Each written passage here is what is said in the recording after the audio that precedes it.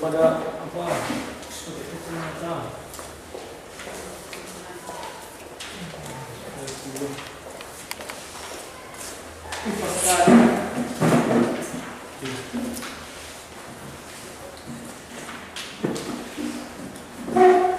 Shalom semuanya. Shalom. Kalau itu nanti kayak direktur.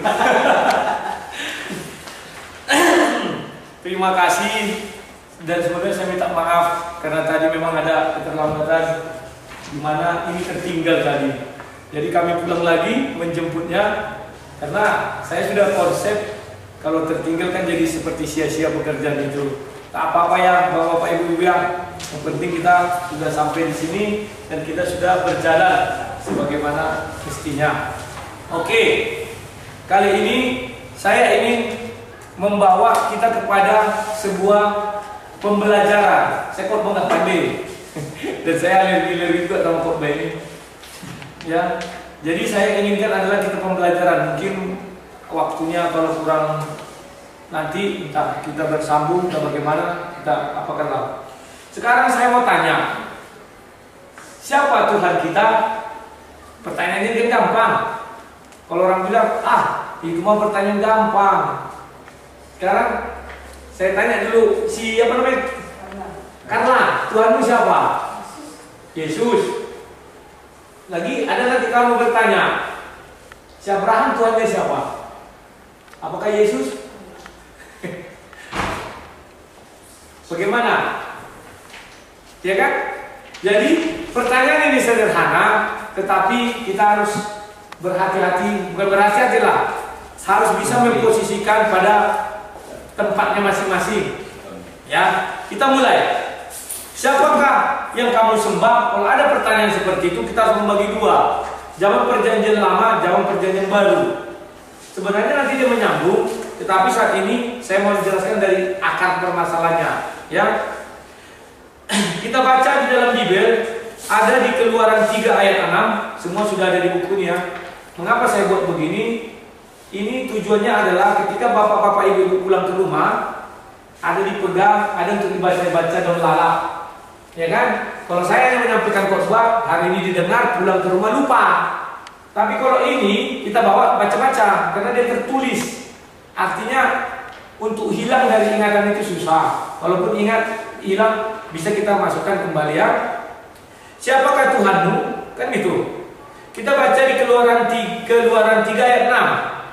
Lagi ia berfirman, ini ketika Musa bertemu sama Allah atau Tuhan ya. Maka dia bertanya, siapakah engkau Tuhan? Kan gitu. Pertanyaan ini juga muncul dalam hati kita. Maka Tuhan menjawab, Akulah Allah ayahmu, katanya kan. Allah Abraham, Ishak dan Allah Yakub. Lalu Musa menutup mukanya sebab dia takut memandang Allah. Perhatikan penekanan di situ ada namanya Allah Abraham, Allah Ishak, Allah Yakub. Bukan satu ayat, banyak ayat. Bahkan sampai PL pun dibilang Allah Abraham, Ishak dan Yakub adalah Allah yang hidup. Sudah? Tahukah kita mengapa Tuhan harus berfirman seperti itu? Kan ada Tuhan berfirman, Akulah Allah Abraham, Allah Ismail. Gak ada itu.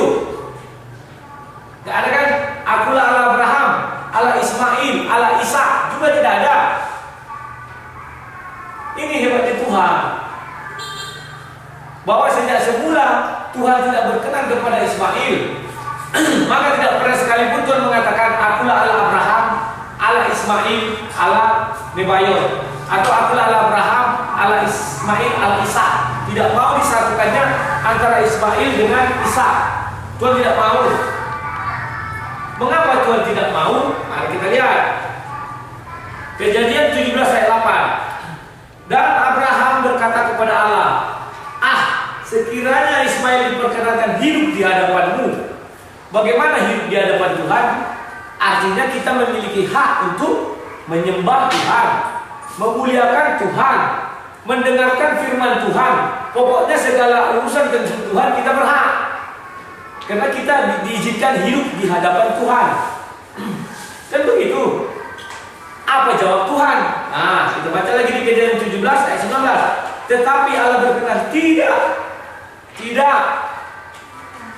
Artinya apa? Penekanan kata tidak tak bisa ditawar. Tidak, ya tidak. Kan gitu. Kalau dibilang mudah-mudahan engkau bisa menjadi apaku, itu mudah-mudahan itu abu-abu, bisa ditawar. Ini Tuhan berkata tidak ya tidak, ya kan?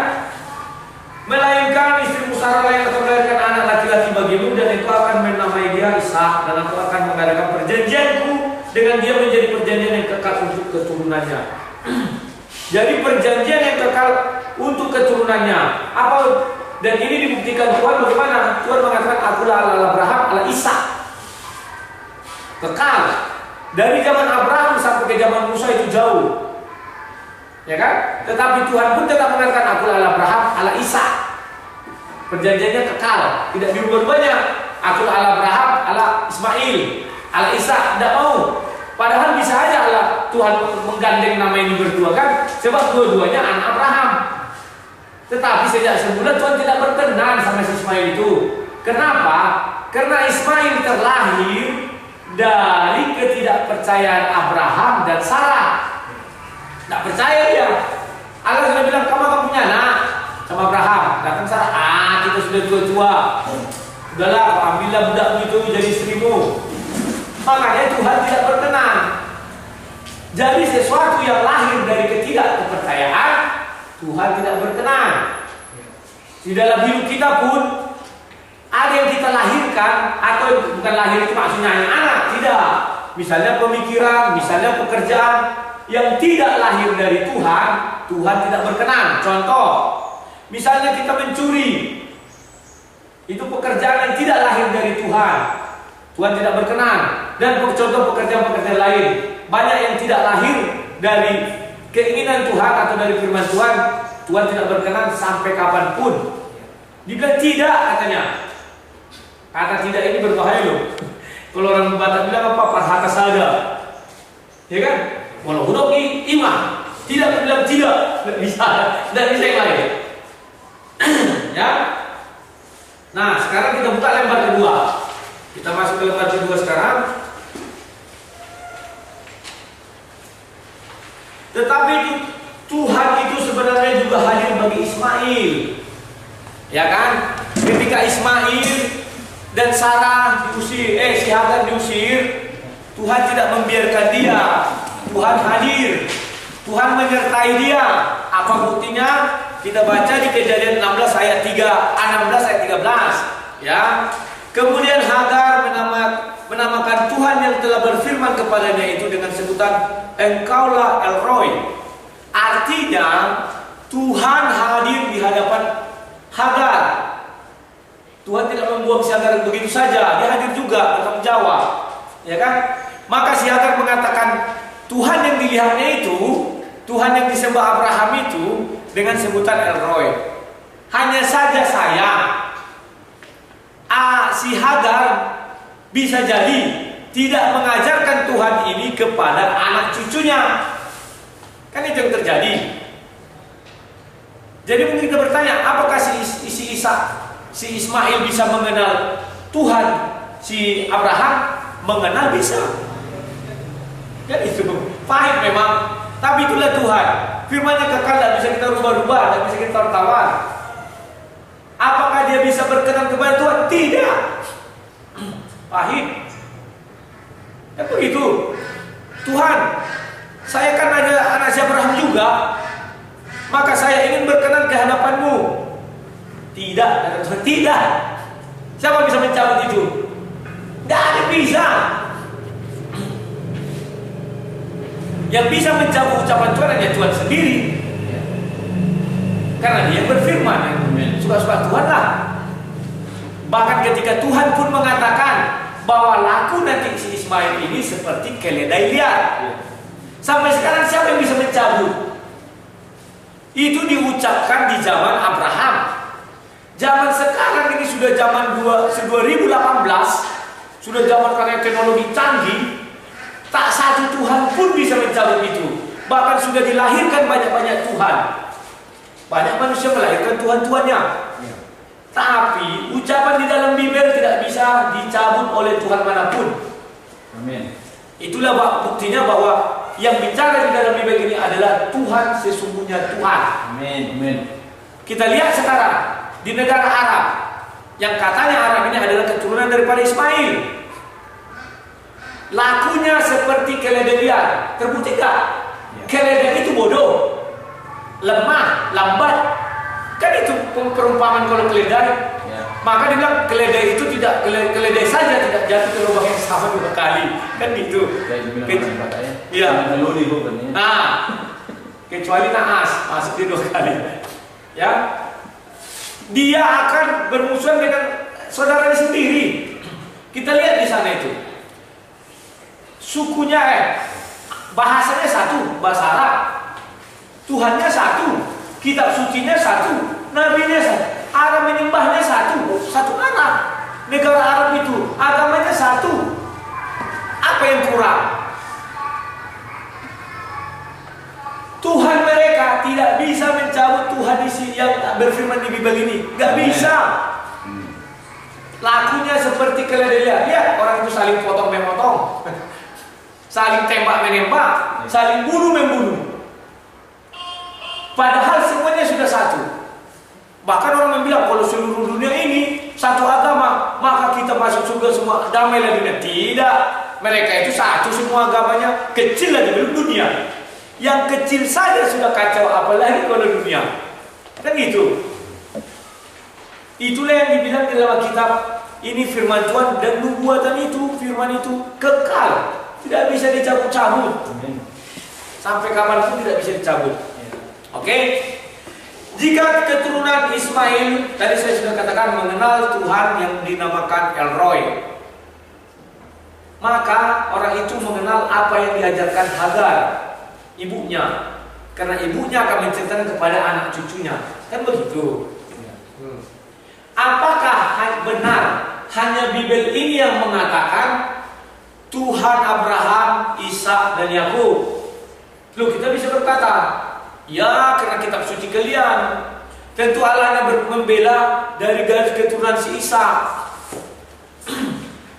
Ada kitab suci lain, dia akan berkata, ini kitab suci kami, kan gitu. Atau orang lain, karena Tuhan kalian tentu kalian buat kitab suci yang membela garis keturunan Ishak. Bisa aja kalian buat membela Syadu. Apa bisa? Ternyata tidak bisa juga. Contoh satu, kalau kita baca Al-Quran, saya sudah baca Al-Quran bolak-balik sampai habis. Tidak satu kata pun di situ Allah berkata bahwa keturunan Nabi itu ada dari guru Ibrahim, Ismail, Nebayot. Tidak ada. Di Al-Quran dikatakan bahwa keturunan Nabi itu dari Ibrahim, Ishak, Yakub, dan Yusuf. Itu ada di surah Yusuf. Bayangkan, ternyata ini rahasianya. Al-Quran pun mengatakan bahwa Allah setia terhadap keturunan Yahudi. Sekalipun mereka jahat, sekalipun mereka meniadakan Tuhan, tetap dia berada di tengah-tengah bangsa Yahudi.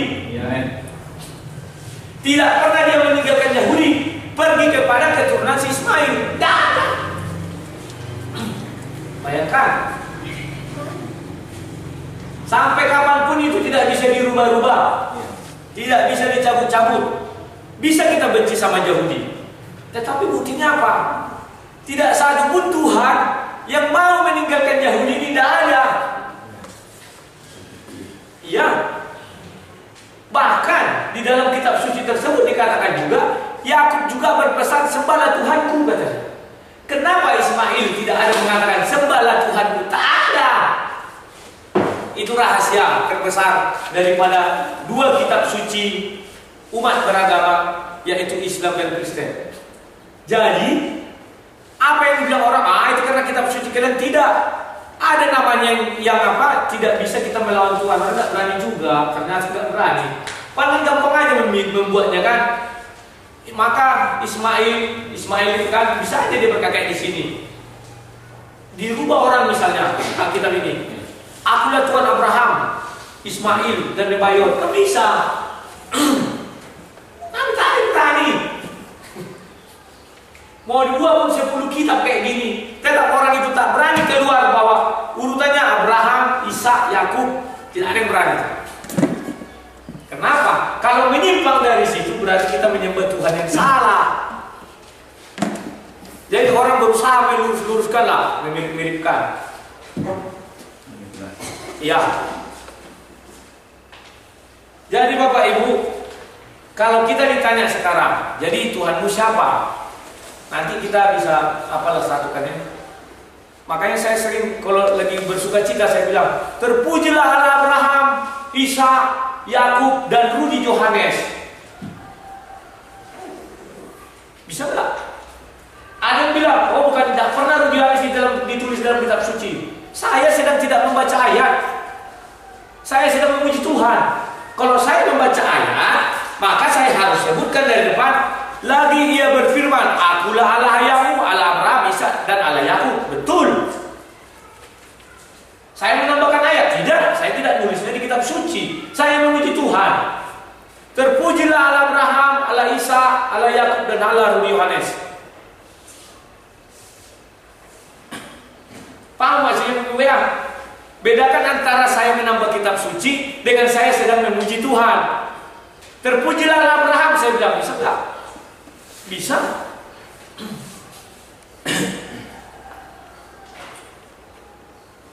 Sudah mulai apa sedikit ya? Paham ya? Oke, sekarang kita lanjutkan lagi. Ya. Sekarang Ishak punya 2 anak. Dia Esau dan Yakub. Kan gitu. Kenapa pula Alkitab tidak ada berkata akulah Allah Abraham, Allah Ishak, Allah Esau? Kan itu. Selalu dibilang Yakub, selalu dibilang Ishak, tidak Ismail, tidak Esau. Tidak ada. Maksud saya runtutan ketiganya ya, kan sekali 3 disebut itu. Tidak, kenapa? Kita baca di Kejadian 25 ayat 29 sampai 34. Ini anak-anak muda, coba baca deh. Ada ke bawah Alkitab? Siapa yang bisa baca? Baca dulu Carla. Ya, Carla, suaranya agak kuat ya, karena badanmu besar. Berimbang itu deh. Kejadian 25 ayat 29 sampai 34.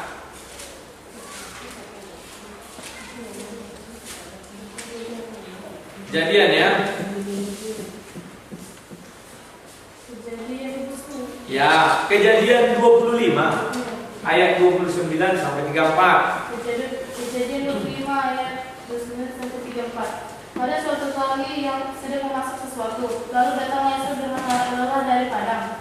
Kata Esau kepada Yakub, berikanlah kiranya aku mengirim sedikit dari merah-merah itu, karena aku lelah. Itulah sebab namanya disebutkan Edom. Tetapi kata Yakub, juallah dahulu kepadaku hak kesulunganmu.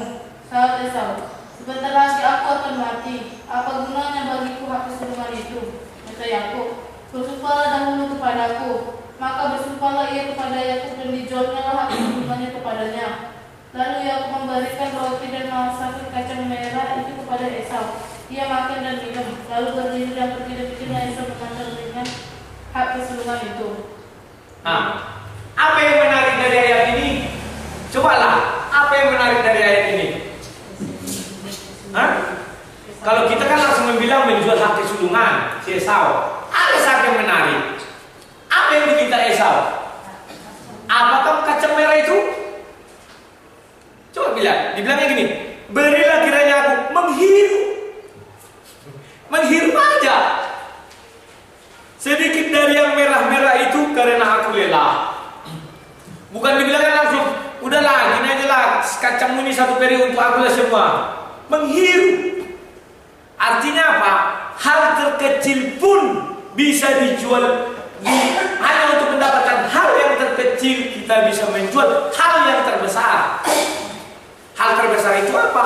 Hak kesulungan. Dia nggak tahu hal yang kecil itu apa? Uap loh, menghirup. Ya kan? Menghirup yang mahal itu sekarang narkoba. Itu lain lagi, bisa jutaan hirup itu, ya kan? Ini menghirup uapnya, bukan memakan uap, makan apanya itu, tidak, permintaan dia sederhana. Terkadang di dalam hidup kita pun kita sering menjual hal kecil, menjual hal yang besar untuk dapat hal yang kecil, ya kan? Dijual si Esau lah hak kesulungannya. Hak kesulungan itu apa? Itulah garis keturunan yang sudah diperintahkan. Kalau sekarang ini ibaratnya kalau orang Batak kan bawa marga, ya kan? Anak laki-laki pertama itulah nanti yang panggoran bapaknya, itulah kira-kira. Tetapi bagi bangsa Israel hak kesulungan itu bukan hanya sebatas itu, tetapi dia menguasai semua apa yang dikuasai bapaknya. Dijualnya karena kata dia udahlah aku mau mati aja kok, katanya.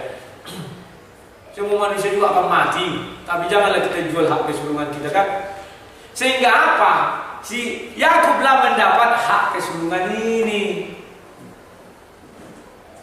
Maka Tuhan berkata, akulah Allah Abraham, Ishak dan Yakub. Bukan akulah Allah Abraham, Ishak dan Esau. Gak ada. Dan dijualnya. Ya kan? Andai kata tidak dijualnya, ini kita berandai lagi. Akulah Allah Abraham, Ishak dan Esau. Kan begitu, karena dia hak kesulungan. Tapi karena dijualnya, maka Tuhan harus memateraikan ini semua. Kalau Tuhan tidak mengatakan gitu, maka semua orang bisa ngaku-ngaku, oh aku juga keturunan Tuhan, apa pengikut Tuhan ini. Tidak, dimateraikanlah Abraham, Ishak, Yakub, sehingga tidak satu orang pun bisa menggugat itu. Semua kitab suci yang berasal dari tanah Arab tidak ada berani menggugat itu. Apapun kitab sucinya. Tidak percaya? Baca kitab suci yang paling agama terbesar juga. Sudah saya jelaskan di awal. Tidak berani mengganggu itu. Itulah hebatnya Bible ini. Ini benar-benar firman Tuhan. Sebenarnya saya mau bicara nanti mengenai Alkitab. Di sini tulisan saya hanya 2, Tuhan dan agama. Gak sempat nanti saya kira karena perlu waktunya kan agak kita terbatas ya.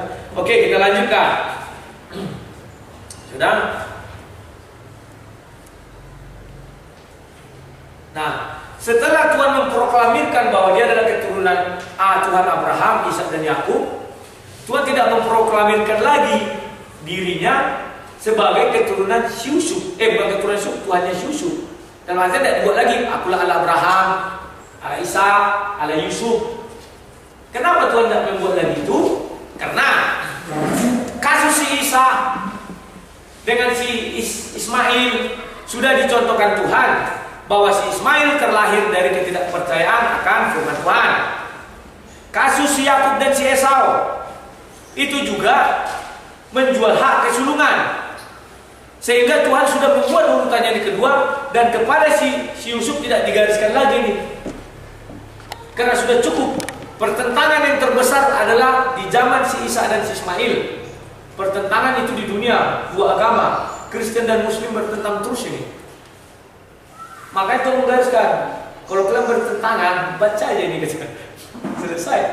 Kita bertentangan terus. Yang dikorbankan si Ismail, nah, si Isa bertentang terus ini gontok-gontokan.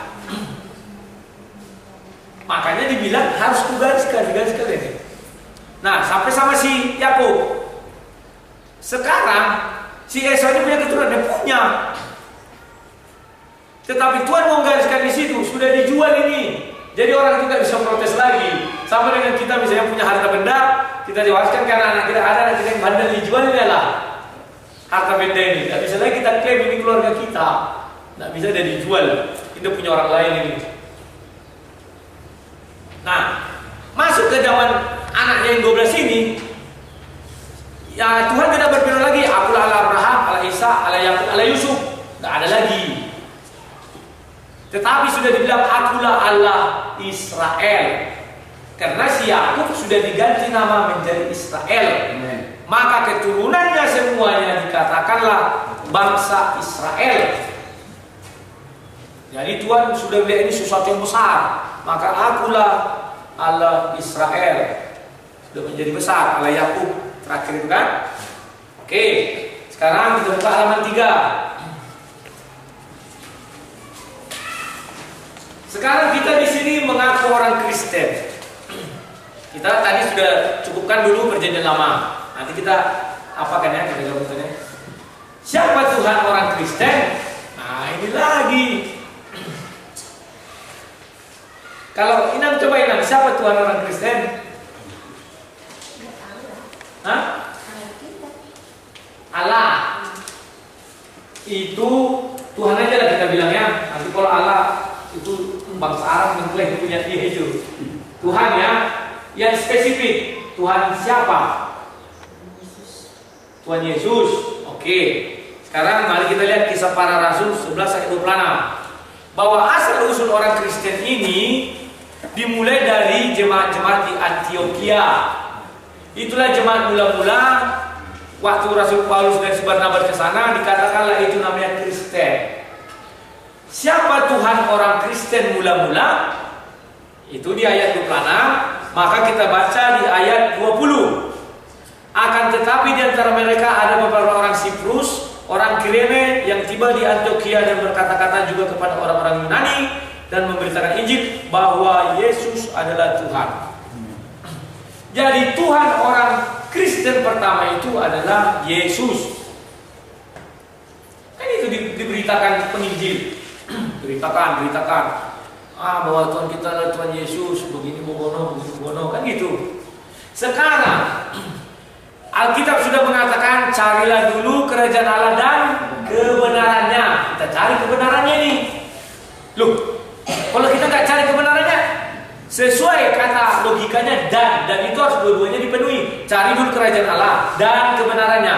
Kalau cari kerajaan Allah aja, inilah kita mendengar firman Tuhan. Mencari kebenarannya, menggali. Ya kan? Kita buktikan benar gak ini? Nah, kita lihat. Nah, sekarang Yesus yang mana yang kita pertuhankan? Kan itu harus hidup dari situ dulu. Karena sekarang ini Yesus sudah banyak dipalsukan.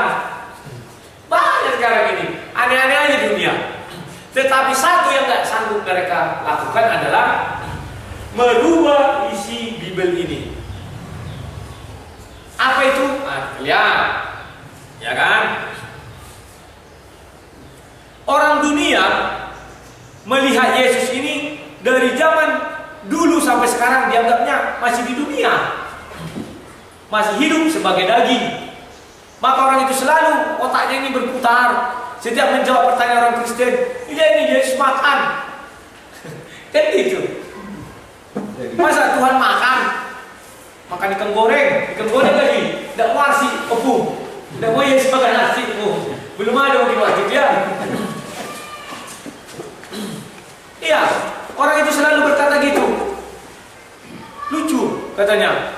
Kenapa mereka tidak tahu bahwa konteks keberadaan Yesus itu ada 3. Yang pertama, ketika dunia belum diciptakan, itulah di Kejadian 1 ayat berapa? 4 dan 3 itu ya. Hah? Berfirmanlah Allah, cahaya apa? Bumi masih kosong, roh Allah melayang-layang. Nah, yang ketiga ya. Oke. Nah, sesudah itu zaman Yesus di dunia, itulah daging. Itulah yang dituntut orang itu makan nasi ikan goreng, merasa letih, merasa takut. Itu kan di dunia. Yang ketiga, Yesus sekarang naik ke surga. Kan itu. Jadi kalau orang itu menuntut terus yang di dunia, loh, yang mana yang kau tuntut? Yesus itu sekarang ada di surga. Yesus yang kami sembah itu bukan Yesus tahun 2018 tahun yang lalu yang masih daging. Kemana kita cari itu? Tidak ada di Israel sana, tidak ada lagi itu. Dia di surga dia. Jadi Yesus yang kami pertuhankan itu Yesus yang di surga. Yesus yang firman bersama-sama dengan Allah, maka firman adalah Allah. Loh, Yohanes 1 ayat 1. Ya kan? Itu yang kita sembah. Bukan Yesus yang Yohanes 1 ayat 14. Firman itu telah menjadi manusia, turun ke bumi, bla bla bla bla bla. Tidak ada lagi itu. Kenapa nggak ada? Ya pergilah kita ke Israel sana, lihat yang mana Yesus. Tak ada lagi. Karena dia sudah terangkat ke surga. Maka pembicaraan kita sekarang ini adalah Yesus yang di surga. Ini untuk anak-anak SMA lagi, SMP. Mana tahu kamu di luar ditanya-tanya orang, wah tuanmu makan ikan tukang goreng, tidak mau makan nasi katanya. Yang kapan? Yang sekarang dia sudah bersama-sama dengan Bapa. Itu yang kami sembah. Firman bersama-sama dengan Bapa, maka Firman adalah Bapa. Dia diam di surga. Oke? Nah, sekarang kita buka Roma 8 ayat 34. Dijelaskan Yesus yang bagaimana yang kita pertuhankan itu dibilang sini. Kristus Yesus yang telah mati kan? Bahkan lebih lagi yang telah bangkit, yang juga duduk di sebelah kanan Allah yang malah menjadi pembela bagi kita. Yesus banyak dipalsukan. Jangan salah. Bagi agama orang sana Yesus tidak pernah mati di kayu salib. Tidak mati, digantikan yang serupa. Maka jangan kita bilang itu Yesus, salah. Itu Nabi Isa namanya. Kalau Nabi Isa tidak mati tersalib, biarkan saja. Itu urusan mereka, tidak boleh kita campuri. Tetapi kalau katanya Yesus mati tidak tersalib, oh enggak. Yesus itu yang ada di Bible ini. Yang mana mati, dikuburkan, bangkit, dan naik ke surga. Kalau yang tidak mati, enggak urusan kami. Kami tidak mau membahas-bahas itu urusan kalian. Yang urusan kami Yesus yang mati di kayu salib, dikuburkan dan naik ke surga, bangkit dan naik ke surga. Kan itu. Itulah Yesus yang kita pertuhankan. Yang salah, nanti kita digiring-giring. Yesus itu kan, kalau di agama kami itu tidak bisa. Tidak, bilang harus tegas, tidak. Nabi Isa adalah Nabi kalian, Yesus adalah Tuhan kami. Paham ya Bu? Siapa tahu ini adik-adik ini, ibu-ibu juga terangkan kepada anak-anaknya. Karena godaan dunia ini banyak. Dia akan bilang itu, kalau kalian ikut agama kami, kalian tidak pernah meninggalkan Yesus, katanya. Apa caci? Kan gitu. Iya, Yesus kalian disalib. Enggak. Enggak mungkin Tuhan mematikan Yesus, diserupakan aja, diganti. Oh maaf, itu bukan Yesus. Itu Nabi Isa bagi kalian. Imani sajalah, kami enggak mau mencampuri. Berarti kalau kami ikut kalian, kami sudah meninggalkan Yesus. Yesus itu yang mati di kayu salib, dikuburkan, bangkit dan naik ke surga. Sehingga kami tahu setelah kematian ada kebangkitan dan ada jalan ke surga. Amin. Kalau Yesus tidak mati, apa tahu kita jalan ke surga? Tidak tahu jalan ke surga. Loh, tidak mati. Di kitab suci dunia tidak satu pun ayat mengatakan ada orang yang sudah mati bangkit naik ke surga, nggak ada. Sehingga kita hanya dijanji-janjikan aja, bukti nggak ada kok. Sementara ini bukti ada. Dia mati dan dikuburkan, bangkit naik. Maka dikatakan yang tahu jalan ke surga adalah orang yang sudah pernah ke surga dan bukan orang yang tahu jalan ke surga adalah yang berasal dari surga dan pernah ke surga. Kan begitu. Contohnya saya tidak pernah ke Surabaya nih. Terus saya ngaku-ngaku lah sama orang. Di Surabaya itu ada jalan Ahmad Yani. Di dekat jalan Ahmad Yani itu ada namanya mall. Mall apa? Mall Naruto misalnya. Datang orang Surabaya. Perasaan tidak ada tuh katanya. Apa bohong katanya. Nah itulah. Yang tahu jalan ke surga itu hanya dua. Yang berasal dari surga dan yang sudah naik ke surga. Di luar itu tidak tahu, masih mereka-reka, masih janji-janji bohong, janji-janji palsu. Kita kan tidak mau dibohongi. Sedangkan di dunia ini kita sering dibohongi orang kampanye kan. Kalau Anda memilih saya, katanya kan begitu. Kita nggak mau. Kita mau yang pasti-pasti aja dah. Oke, itulah Yesus yang kita tuhankan. Jangan salah ya Yesus. Jangan mau dibujuk-bujuk. Wah tenang semua. Yesus yang ini, nggak ada itu. Udah? Nah sekarang apa hubungan dari zaman perjanjian lama dengan perjanjian baru? Kita bertuhan ini harus tahu. Kalau kita nggak tahu, sama seperti ku tanya tadi adik itu, siapa Tuhanmu? Yesus Kristus. Oke, sekarang ku tanya Abraham, apakah bertuhan pada Yesus Kristus? Bingung. Si Musa, udahlah, sampai siapa? Yesaya, semua nabi. Sehingga membuat kita tidak sanggup menjawab. Nah, kita lihat jawabannya. Sekarang punya kita kode, tidak ada ya? Bawa ya, udahlah. Ini aku bacakan aja. Oh, bukumu itu baca. Baca Yohanes 4 ayat 22 itu. Ayo, coba. Kami menyembah apa yang tidak kami kenal. Kami menyembah apa yang kami kenal. Sebab keselamatan datang dari bangsa Yahudi. Nah, besok kita di luar sana katakan sama orang itu. Kamu menyembah apa yang tidak kamu kenal. Tidak kenal orang itu. Siapa Tuhannya? Tidak kenal. Buktinya apa tadi? Kan sudah banyak kita beberkan. Dia tidak kenal Tuhannya siapa. Sementara kita kenal siapa Tuhan kita. Keselamatan datang dari bangsa Yahudi.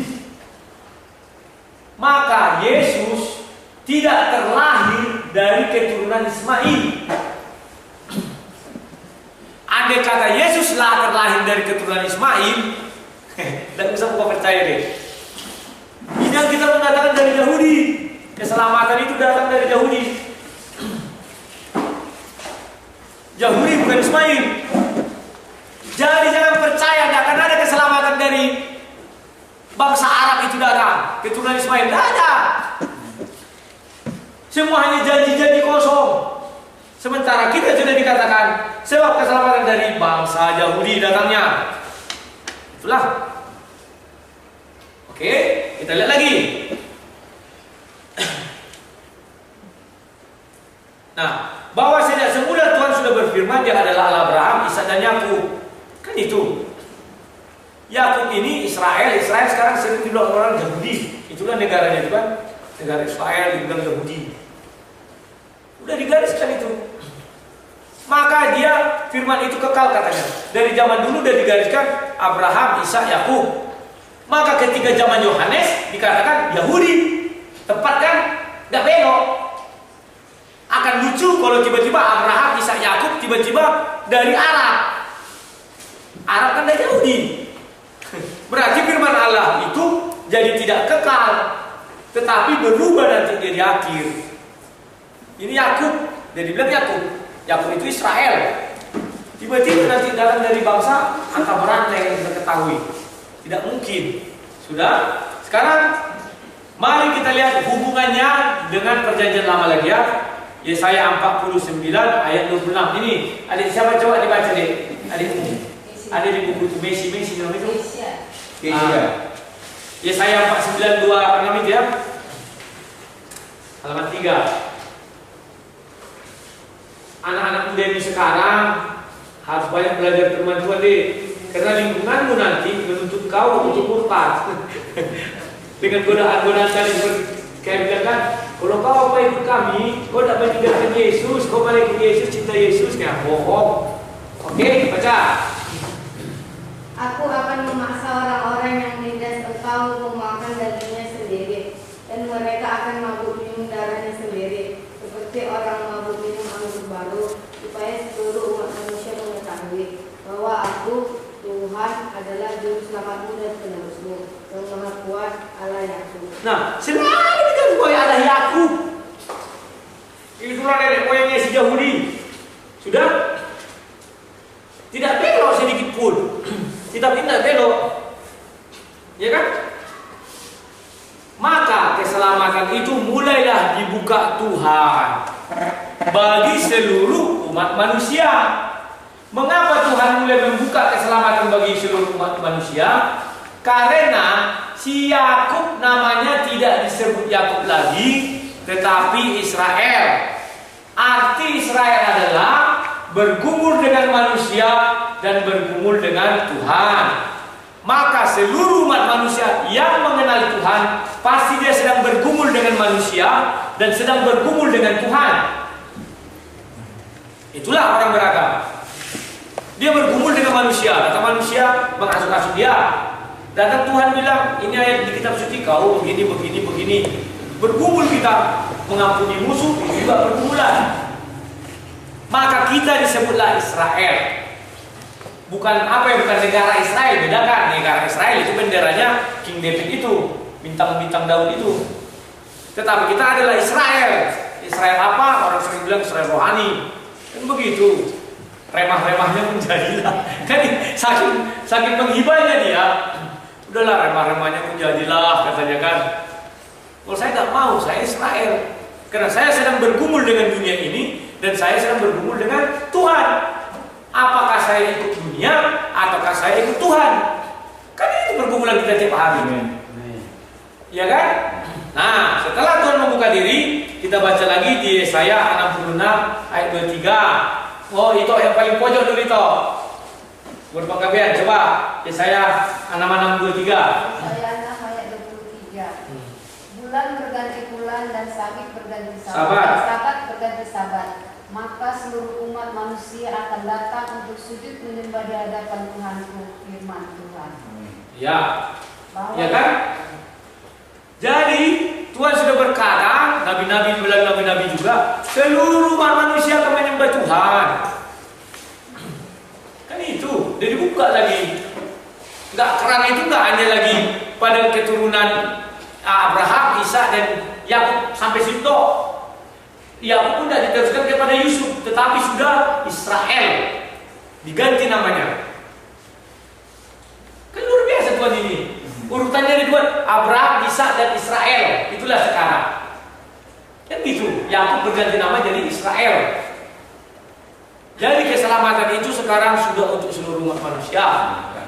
Maka kan itu hubungan antara perjanjian baru dengan perjanjian lama sudah jelas, yakni pertama, keselamatan harus datang dari orang Yahudi, bangsa Yahudi. Maka Yesus terlahir dari orang Yahudi, bukan orang di luar Yahudi. Sudah, bahwa Yesus itu adalah juru selamat manusia. Allah dia berkata, akulah juru selamatmu. Yesus adalah juru selamat manusia. Berarti kalau dibuat sama dengan juru selamat manusia sama dengan Allah. Sudah, itu ada di Lukas 2:11. Dikatakan di sana Yesus juru selamat manusia. Kita buka halaman 4. Biar agak cepat kita 12 halaman 4. Ya. Di Roma 3 ayat 24 dikatakan, dan oleh kasih karunia telah dibenarkan dengan cuma-cuma karena penebusan dalam Kristus Yesus. Allah berkata dia adalah penebus. Maka penebus sama dengan Allah. Kan itu. Yesus juga mengatakan hal yang sama. Oke, orang akan berkata, saya tidak percaya. Baik, kan itu kita uji. Siapa nabi di dunia ini setelah Yesus atau setelah Yesaya mengungkapkan ayat ini yang berani mengatakan dia adalah juru selamat dan dia adalah penebus? Kan gampang. Tapi tak ada yang berani. Bisa saja aku tulis kitab suci. Atau nenek moyangku kitab suci menulis dia tulisnya. Kalau dia cerdas kan bisa aja kan. Tapi tak ada yang berani mengatakan dia adalah juru selamat dan penebus. Tak ada yang berani. Dan dia harus dari bangsa Yahudi. Kan itu. Ada nabi. Dia mengaku dia nabi segala macam. Tapi tidak berani dia mengatakan dia jalan keselamatan. Tak ada itu. Saya jadi juru selamat kalian tidak berani. Saya penebus kalian tidak berani. Tak ada yang berani. Itu hanya ucapan surgawi atau ucapan Tuhan. Berani kali Yesus ucapkan itu. Coba kita pikir. Kalau dia manusia biasa, kayak aku lah Rugi, aku berani bilang gini, saya adalah penebus kalian, saya adalah juru selamat kalian. Pada berani aku. Ya kan? Didatangi orang aja aku bawa bodoh, pasti dah mengkutur aku. Itulah. Tetapi Yesus berani mengatakan, ya kan? Dialah juru selamat, dia penebus. Jadi hubungannya sudah jelas dari perjanjian lama mulai dibukakan Tuhan keselamatan untuk seluruh manusia, baru Tuhan mengutus firman-Nya jadi manusia, sudah kita bahas di awal, Yohanes 1 ayat 14, ke dalam dunia Yesus jadi manusia, dan jangan mau lagi dibolak-balikan, dan jangan mau lagi orang katakan Yesus makan ikan nasi goreng. Sekarang Yesus sudah ada, yang makan ikan nasi goreng itu sudah ada, sudah di surga, yang di bumi itu kan sudah selesai. Oke, kita lanjut lagi. Sekarang mengenai agama. Tadi kan saya buat apa ya? Tuhan, agama, dan kitab suci. Kitab sucinya mungkin kita sambung kapan waktu. Sekarang kita agama.